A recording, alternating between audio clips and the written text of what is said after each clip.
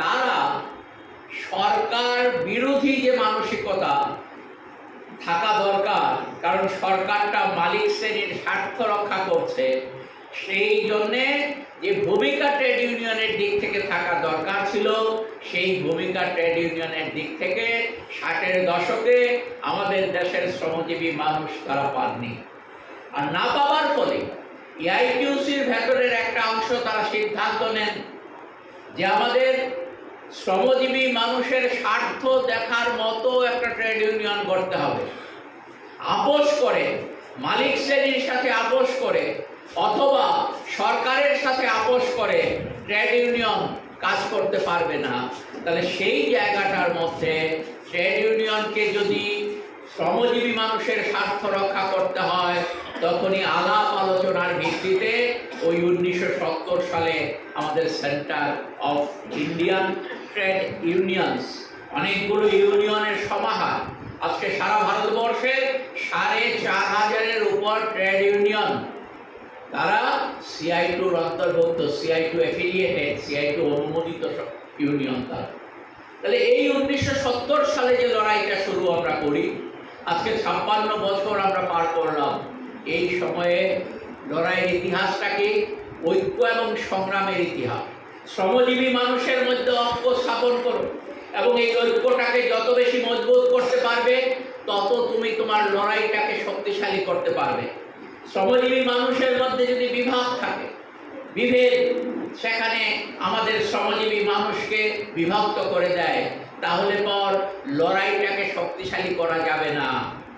তার জন্যে লড়াইটাকে শক্তিশালী করার জন্যে ইউনিটি অ্যান্ড স্ট্রাগল, CI2-র প্রথম সম্মেলন থেকে স্লোগান দেওয়া হয় যে শ্রমজীবী মানুষের ঐক্যকে মজবুত করো, আর সেই মজবুত ঐক্যের মধ্য দিয়েই সংগ্রামটাকে এগিয়ে নিয়ে যাও। এই স্লোগান 70 সালে যে স্লোগান দেওয়া হয়েছে, আজকের দিনে দাঁড়িয়েও সমান তাৎপর্যতা বহন করছে। এবং এই সময়ে দাঁড়িয়ে আমরা কি লক্ষ্য করছি? আমরা দেখব শুধু আমাদের দেশে নয়, পৃথিবীর দেশে দেশে শ্রমজীবী মানুষ যেখানে বেশি বেশি করে সেখানে আন্দোলনমুখী হয়েছেন, সেখানেই সারা পৃথিবীর শাসক শ্রেণীকে নাড়াতে পেরেছেন।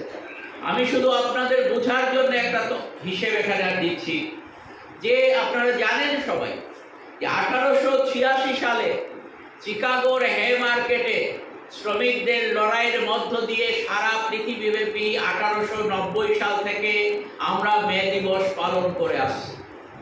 এখন এই যে মে দিবস তৈরি হলো, সৃষ্টি হলো, যার ফলে সারা পৃথিবীর মানুষ এই মে দিবস পালন করা মধ্য দিয়ে শ্রমজীবী মানুষের লড়াইকে সামনের দিকে এগিয়ে নিয়ে যাবার শপথে সোচ্চারিত হন। সেই মে দিবসটা তো এমনিতে সৃষ্টি হয়নি। মার্কিন যুক্তরাষ্ট্র এই 19বিংশ শতকেই আমরা দেখেছি 1881 সাল থেকে 84 সাল পর্যন্ত মার্কিন যুক্তরাষ্ট্রের বিভিন্ন কলকারখানায় সেখানে 500-র মতো, কোথাও ক্লোজার, কোথাও লকআউট, কোথাও সেখানে ধর্মঘট হয়েছে, এবং তাতে প্রায় সেখানে 1.5 লক্ষের মতো শ্রমিক অংশগ্রহণ করেছেন 81 থেকে 84 সময়কালে। কিন্তু এই যে আন্দোলন, এই আন্দোলনের বার্তা এই 1.5 লক্ষ শ্রমজীবী মানুষের মধ্যেই সীমায়িত থাকলো না। এই আন্দোলনের বার্তা মার্কিন যুক্তরাষ্ট্রের আরো বেশি বেশি শ্রমিকের মধ্যে সেটা পরিব্যাপ্ত হলো, এবং এর ফলে আমরা দেখলাম যে 1985 সালে যেখানে 84 পর্যন্ত 500-র মতো ধর্মঘট সেখানে হয়েছে, 85 সালে এই ধর্মঘটের সংখ্যা সারা মার্কিন যুক্তরাষ্ট্রে 700-তে। ধর্মঘটটা কি? লড়াইয়ের একটা উচ্চতম পর্যায়। তাহলে 700-র মতো ধর্মঘট মার্কিন যুক্তরাষ্ট্রে সংগঠিত হয়, এবং তাতে 2.5 লক্ষের উপর শ্রমজীবী মানুষ তাতে অংশগ্রহণ করেন। তারপর যে বছরটাতে মে দিবস তৈরি হলো 1886 সাল, এই 86 সালে মার্কিন যুক্তরাষ্ট্রে প্রায় 1572টা ধর্মঘট সংগঠিত হয়েছে, 1500-এর উপর স্ট্রাইক, এবং তাতে 6 লক্ষের উপর শ্রমিক অংশগ্রহণ করেছেন এই ধর্মঘটে, এবং এতে 11,562টা কলকারখানা কাজ স্তব্ধ হয়েছে। তাহলে আমি কথাগুলো বললাম এই কারণে যে শ্রমজীবী মানুষের লড়াইটা যখন অন্য অংশের শ্রমজীবী মানুষের মধ্যে চেতনার মশাল জ্বলতে পারে, তখন সেই আন্দোলন নতুন ইতিহাস সৃষ্টি করে 1886 সালে মে দিবস সারা পৃথিবীর শ্রমজীবী মানুষের মনের মধ্যে আগুন জ্বালিয়ে দেয়, লড়াইয়ের অনুপ্রেরণা তৈরি করে 1886 সালের মে।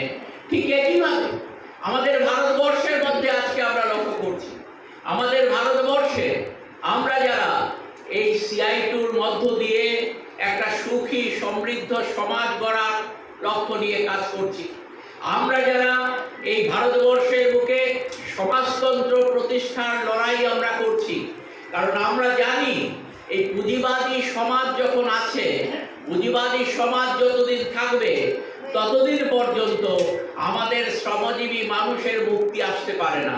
প্রশ্ন এটা নয় যে সরকারে কংগ্রেস আছে না বিজেপি আছে, প্রশ্ন হচ্ছে যারা সরকারে আছে।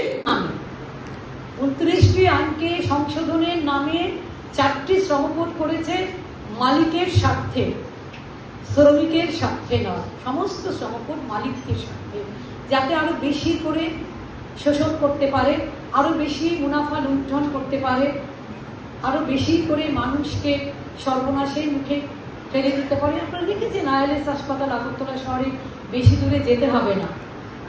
হঠাৎ করে কেন তারা কাজ বন্ধ করে দিয়েছে, কর্মবিরতি? কারণ সেখানে তারা শ্রমকোডকে অনুসরণ করে তারা এমন কিছু সিদ্ধান্ত নিতে যাচ্ছিল যেটা ILS হাসপাতালে কর্মী এবং শ্রমিকদের সামনে একটা ভয়ঙ্কর দিন নিয়ে আসবে। কিন্তু সমস্ত শ্রমিকরা, সমস্ত কর্মীরা কাজ বন্ধ করে দিয়েছে। তারা এমন প্রতিবাদ করেছে একদিন, ফলে বাধ্য হয়েছে কর্তৃপক্ষ সময় চেয়েছে সমস্ত কর্মী এবং শ্রমিকদের কাছে, আমাদের কিছু সময় দিন।